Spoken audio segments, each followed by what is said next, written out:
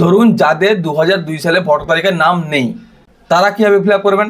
তারা হচ্ছে লাল enumeration form, আপনাকে কিন্তু বিএলওরা এইভাবে একটা এনুমারেশন ফর্ম দেবে, ঠিক আছে, বা দিয়েছে।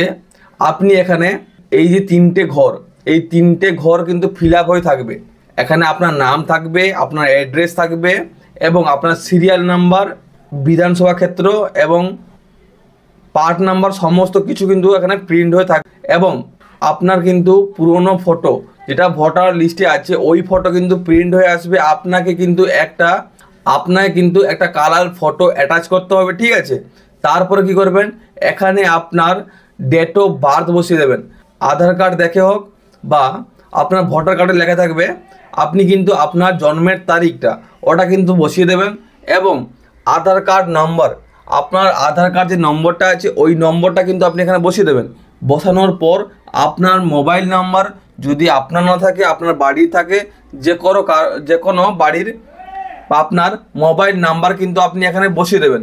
বসিয়ে দেওয়ার পরে ফাদার্স নেম, এখানে কিন্তু যেই ফর্মটা ফিল আপ করছেন যার নামে, তার যে বাবার নাম কিন্তু এখানে বসিয়ে দেবেন। এবং বাবার এপিক কার্ড নাম্বার মানে ভোটার কার্ডের নাম্বারটা কিন্তু আপনি এখানে বসিয়ে দেবেন, ঠিক আছে। মায়ের নাম, এখানে কিন্তু আপনি আপনার মায়ের নাম বসিয়ে দেবেন এবং মায়ের যে এপিক নাম্বার আছে ওই নাম্বারটা কিন্তু আপনি এখানে বসিয়ে দেবেন, মানে ভোটার কার্ডের নাম্বারটা ওটা বসিয়ে দেবেন, ঠিক আছে। তারপরে আপনি যদি মহিলা ফিল আপ করেন তো আপনি স্বামীর নাম বসাবেন, এবং যদি পুরুষ ফিল আপ করেন তাহলে কিন্তু আপনি এখানে আপনার স্ত্রীর নাম বসাবেন, ঠিক আছে। যাদের এখনও বিয়ে হয়নি তাদের এই ফর্মটা ফাঁকা রাখলে চলবে। তারপরে আপনি আপনার স্বামী বা স্ত্রীর কিন্তু এই যে ভোটার কার্ডের নাম্বারটা আছে ওটা কিন্তু বসিয়ে দেবেন। এইটুকুনি কিন্তু আপনাকে ফিল আপ করতে হবে, ঠিক আছে। এইটুকুনি আপনার ফিল আপ করলে হয়ে যাবে।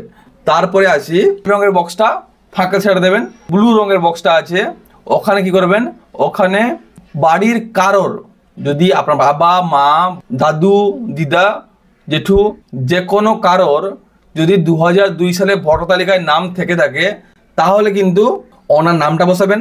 নামটা বসানোর পর এখানে কিন্তু এপিক নম্বর, ওনার যে ভোটার কার্ড নম্বর আছে কিন্তু 2002 সালে ভোটার তালিকায় কিন্তু পেয়ে যাবেন। ওই এপিক নম্বর যদি থাকে ওটা কিন্তু আপনি এখানে বসিয়ে দেবেন। বসিয়ে দেওয়ার পরে রিলেটিভ নেম, ওখানে কিন্তু ওনার ফাদার নেম বা মাদার নেম যে রিলেটিভ যিনি আছেন ও গার্ডিয়ান ছিলেন তখন তার নাম এখানে পাশে লেখা থাকবে, ডান পাশে দেখতে পাচ্ছেন লেখা থাকবে, ওই নামটা কিন্তু আপনি এখানে বসিয়ে দেবেন। বসিয়ে দেওয়ার পরে রিলেশনশিপ মানে সম্পর্ক কি, বাবা না মা না অন্য কেউ, তো আপনি ওখানে বসিয়ে দেবেন, ঠিক আছে। রিলেশনশিপের জায়গায় আপনি ফাদার অথবা মা যা লেখা থাকবে ওটা কিন্তু আপনি এখানে বসিয়ে দেবেন, ঠিক আছে। এখানে ফাদার লেখা আছে তো ফাদার বসিয়ে দিয়েছি, ঠিক আছে। তারপরে আপনার জেলার নাম, জেলা কি আপনি যে জেলা থেকে করছেন ওই জেলার নামটা বসিয়ে দেবেন। বসিয়ে দেওয়ার পরে যার নাম দিচ্ছেন উনি কোন জেলায় ওই জেলার নাম দেবেন, ঠিক আছে। তারপরে স্টেট, আপনি যেহেতু পশ্চিমবঙ্গ থেকে করছেন পশ্চিমবঙ্গের নাম ওয়েস্ট বেঙ্গল বসিয়ে দেবেন। এবং এসি নাম্বার, যার নাম আপনি দিলেন তার কিন্তু যে বিধানসভা ক্ষেত্র কি আছে ওটা কিন্তু আপনি বসিয়ে দেবেন। বসিয়ে দেওয়ার পরে সেম এসি নাম্বার, বিধানসভা ক্ষেত্রের পাশে লেখা থাকবে এসি নাম্বার, ওই নাম্বারটা কিন্তু আপনি এখানে বসিয়ে দেবেন। বসিয়ে দেওয়ার পরে পার্ট নাম্বার মানে অংশ নাম্বার, ডান পাশে বলছেন এখানে অংশ নাম্বার লেখা আছে, ওই অংশ নাম্বারটা কিন্তু পার্ট নম্বর বক্সে বসিয়ে দেবেন। বসিয়ে দেওয়ার পরে সিরিয়াল নম্বর, যার নাম বসালেন তার ডান পাশে কিন্তু একটা নম্বর শো করছে, ঠিক আছে, ওই নম্বরটা কিন্তু আপনি এখানে বসিয়ে দেবেন। এই সিরিয়াল নম্বর জায়গায় কিন্তু বসিয়ে দেবেন। বসিয়ে দেওয়ার পরে আপনাকে একটা সই করতে হবে এবং বিএলওরা কিন্তু আপনাকে একটা ওই ফর্মে সই করবে। যিনি বিএলও নিয়ে এসেছেন ফর্মটা আপনাকে দিয়েছেন ওই বিএলও কিন্তু এখানে ওই ফর্মে সই করবে, ঠিক আছে।